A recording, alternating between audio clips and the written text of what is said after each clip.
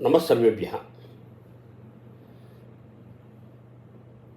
మానవుడు సాధించవలసిన వాటిని పురుషార్థములు అంటారు. అవి 4: ధర్మం, అర్థం, కామం, మోక్షం. ఈ నాలుగిటిలో మొట్టమొదటి 3 మనం ఆచరించవలసినవి: ధర్మం, అర్థం, కామం. ఇక మోక్షం పొందేది మనం. అందువల్ల ఈ 3 ఆచరిస్తే ఆ 4వది మనం పొందుతాం. మోక్షం వేరు, స్వర్గం వేరు. స్వర్గం అంటే మనం చేసినటువంటి మంచి పనులకి ఏదో ఒక లోకం లభిస్తుంది, ఆ లోకంలో మనం సుఖంగా ఉంటాం. కానీ ఆ మంచి పనులు పూర్తి అయిపోగానే తిరిగి వెనక్కి వచ్చేస్తాం. ఇదే విషయాన్ని భగవద్గీత మనకు చెప్తుంది.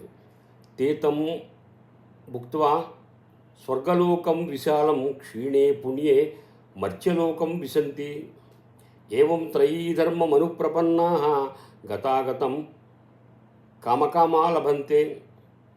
కాబట్టి వాళ్ళు చేసినటువంటి పుణ్యం పూర్తి అయిపోగానే మళ్ళా మానవ లోకాన్ని పొందుతారు. ఇక స్వర్గం కంటే ఎక్కువ కాలం ఉండేటువంటి ఇంకో లోకం ఉంది, అది బ్రహ్మలోకం. ఆ బ్రహ్మలోకంలో మానవుడు ఎంతకాలం ఉంటాడో మన పండితులు చాలా చక్కగా చెప్పారు. చాలా మంత్రాలు ఉన్నాయి, అందులో ఓ మంత్రం చూద్దాం మనం.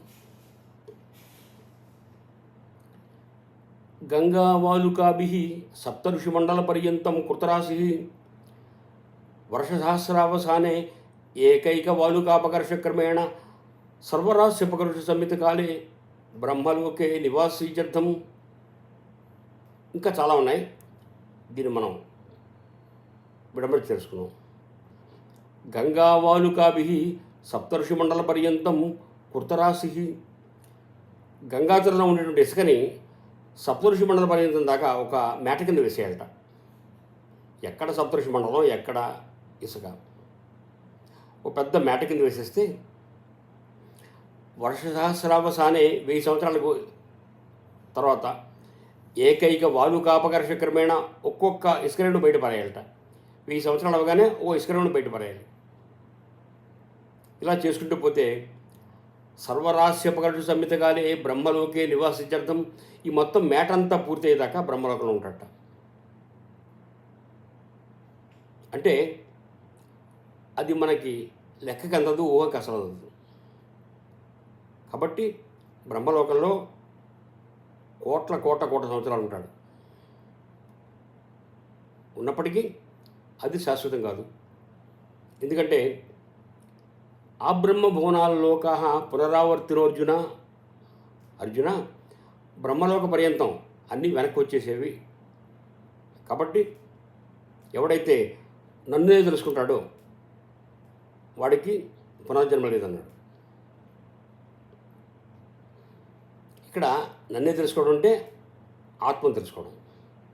కాబట్టి ఆత్మ లాభాత్తున్న పరం విద్యతే కించిత్ అని పెద్దలు చెప్పారు. మన పెద్దలు ఎంతో తీవ్రమైన తపస్సు చేసి కనుక్కున్నారు. ఎందుకంటే ఆత్మజ్ఞానం శాశ్వతమైనటువంటి ప్రయోజనాన్ని చేకూరుస్తుంది. కాబట్టి మిగిలినవి శాశ్వతమైన ప్రయోజనాన్ని చేకూర్చవు. కాబట్టి ఒకటి శాశ్వతం, ఒకటి అశాశ్వతం ఉన్నప్పుడు తెలివైన వాళ్ళు శాశ్వతం కోరుకుంటారు. కాబట్టి వాళ్ళు ఆత్మజ్ఞానం అంటే ఏమిటి తెలుసుకోవడానికి ఎంతో తపస్సు చేశారు. తీవ్రమైన తపస్సు చేసి ఏం కనుక్కున్నారంటే ఆత్మజ్ఞానం వల్లనే మానవుడు పరిపూర్ణమైనటువంటి సిద్ధిని పొందుతాడు అని ఆత్మలాభాతున పరం విద్యతే కించిత్ అని ఆపస్సం మహర్షి మనకి చెప్పాడు. కాబట్టి ఆత్మజ్ఞానమే శాశ్వతమైనటువంటి లాభాన్ని చేకూరుస్తుంది. ఇప్పుడు ఆత్మ అంటే ఏమిటో చూద్దాం. ఆత్మ అంటే మనం మామూలు మాటలు చెప్పుకోవాలంటే నేను చూస్తున్నాను అంటాం. నేను చూస్తున్నానంటే కన్ను చూడలేదు. నేను వింటున్నాను అంటాం, చెవి వింటలేదు. నేను మాట్లాడుతున్నాను అంటాం, నోరు మాట్లాడలేదు. నేను నడుస్తున్నాను అంటాం, కాడు నడవటలేదు. నేను పని చేస్తున్నాను అంటాం, చేతులు పని చేయట్లేదు. కానీ వీటి వెనకాల ఉండేటువంటి ఒక శక్తి ఈ పనులు చేయిస్తుంది. ఎందుకంటే మరణించినటువంటి ఒక వ్యక్తి ఉన్నాడు, వాడు ఈ పనులు ఏం చేయలేడు. వాడు ఉన్నాడు అక్కడ, కాడున్నాయి, చేతులున్నాయి, నోరుంది, ముక్కుంది, కన్నుంది, వాడు ఏం చేయలేకపోతున్నాడు. కాబట్టి యాక్చువల్గా అవి చేయటం లేదు. వాటి వెనకాల దాగినటువంటి ఒక శక్తి ఈ పనులన్నీ చేస్తుంది. ఆ శక్తి వల్ల ఈ పనులన్నీ జరుగుతున్నాయి. అది ఏంటంటే మనం నేను అంటాం. మూర్ఖుడు కూడా నేను లేనండు, నేనున్నానంటాడు. శంకర భగవత్పాదులు ఒక మాట అంటారు, ప్రతివాడు నేను అంటాడు, నేను అనేదాన్ని ఎవడు తిరస్కరించలేడు, ఎవడైతే తిరస్కరిస్తాడో వాడే నేను అన్నారు. కాబట్టి ఏవై నిరాకర్త తసీవ ఆత్మత్వాత్, నేను లేనని ఎవడండు. నేను లేను అని ఎవడనంటే మా అమ్మ గొడ్డిరాలు అనేవాడు ఎంత మూర్ఖుడో వాడంత మూర్ఖుడు. నేను అని అందరికీ తెలుసు, కానీ ఆ నేను అనే పదార్థాన్ని మనం శరీరంతో తాదాత్మ్యం చేస్తున్నాం. నా కన్ను అంటాం, నేను వేరు కన్ను వేరు. నేను కన్ను ఒకటైతే నా కన్నాను. నా పుస్తకం అంటే నేను వేరు పుస్తకం వేరు. నా ముక్కు నేను వేరు ముక్కు వేరు. నా శరీరం అంటే శరీరం వేరు నేను వేరు. నా మనస్సు వేరు నేను వేరు. కాబట్టి శరీర ఇంద్రియ మనస్సులకు అతీతంగా ఒక శక్తి ఉంది, అది నేను అనేటువంటిది. ఆ నేనుని మనం శరీరంతో కాకుండా అది జీవాత్మగా మనం గ్రహిస్తే మనం నిజమైనటువంటి జ్ఞానం కలవడం అవుతాం. కానీ శరీరంతో మనం తాదాత్మ్యం చేస్తున్నాం. కాబట్టి అది తెలుసుకోవాలి, అది మన యొక్క స్వరూపం, అదే మనం. దాని మీద ఉండేటువంటి తొడిగే ఈ శరీరం. కాబట్టి అది ఆత్మస్వరూపం. దాన్ని కనుక మనం తెలుసుకున్నట్టయితే మనకి ముక్తి లభిస్తుంది. అందువల్ల ఆత్మలాభాత్తు నా పరం విద్యతే కించిత్ అని ఆపస్తంభుల వారు చెప్పారు. ఆత్మస్వరూపం తెలుసుకోవడం కంటే నువ్వు చేయవలసింది ఇంకేది లేదు. దానివల్ల ముక్తి లభిస్తుంది అన్నారు. ముక్తికి స్వర్గానికి మనం తేడా తెలుసుకున్నాం. ముక్తి శాశ్వతం. నసపునరావర్తతే అంటే మోక్షం పొందినవాడు ఎవడు మళ్ళీ తిరిగి రాడు. కాబట్టి ఒకటి శాశ్వతం కాంది, ఒకటి శాశ్వతమైనది ఉన్నప్పుడు తెలివైన వాడు శాశ్వతత్వాన్ని పొందడానికి ప్రయత్నం చేస్తాడు. కాబట్టి మన మహర్షులు తెలుసుకుని ఆ మోక్ష మార్గాన్ని చెప్పారు మనకు. ఆ మోక్షం ఏంటంటే జన్మ మరణ పరంపర నుంచి బయటపడే మోక్షం ఉంటాను.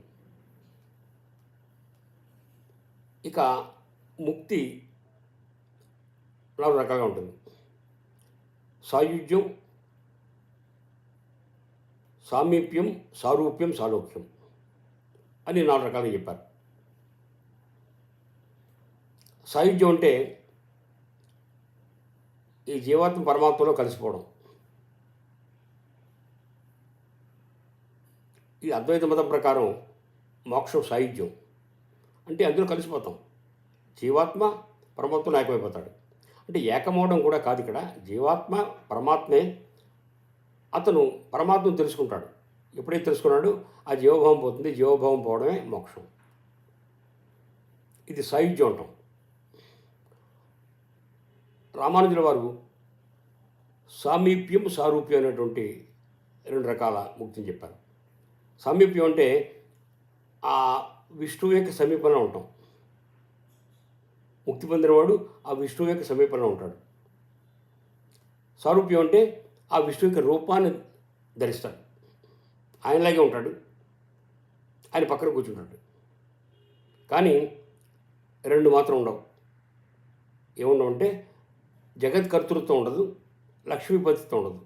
ఈ 2 కాకుండా మిగిలినటువంటి విష్ణుమూర్తి యొక్క స్టేటస్ అంతా పొందుతాడు. దాన్ని సామీప్యం, సారూప్యం అంటాం. మధ్వాచార్య వారి ఉద్దేశంలో ముక్తి అంటే సాలోక్యమే. అంటే విష్ణువు యొక్క లోకంలో ఉంటాడు.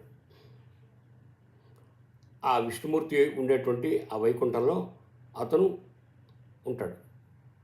ముగ్గురికి పొందే ఆనందం ఒకటే, ముగ్గురు పొందే ఆనందం ఒకటే.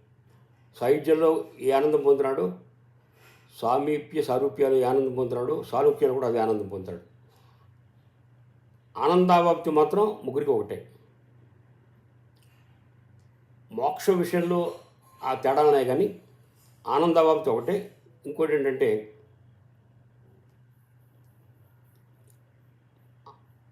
మోక్షం శాశ్వతం, ముగ్గురు ఒప్పుకున్నారు. ముగ్గురు అభిప్రాయాలను మోక్షం అనేటువంటిది శాశ్వతమైంది. నస పునరావర్తతే అని ఉపనిషత్తు చెప్తుంది. అంటే మోక్షం పొందినవాడు తిరిగి జన్మించడు. అందువల్ల మోక్ష ప్రాప్తికి అందరూ మనం ప్రయత్నం చేయాలి. ఈ స్వర్గాదులు అనేటువంటివి శాశ్వతం కాదు అనే విషయం మన ఉపనిషత్తులు చెప్తున్నాయి. అందువల్ల విజ్ఞుడైనటువంటి వాడు జ్ఞానం ద్వారా మోక్షం పొందాలి. భగవత్పాదుల వారి ఉద్దేశంలో జ్ఞానాదేవై కైవల్యం, జ్ఞానం వల్లనే మానవుడు ముక్తి పొందాడు.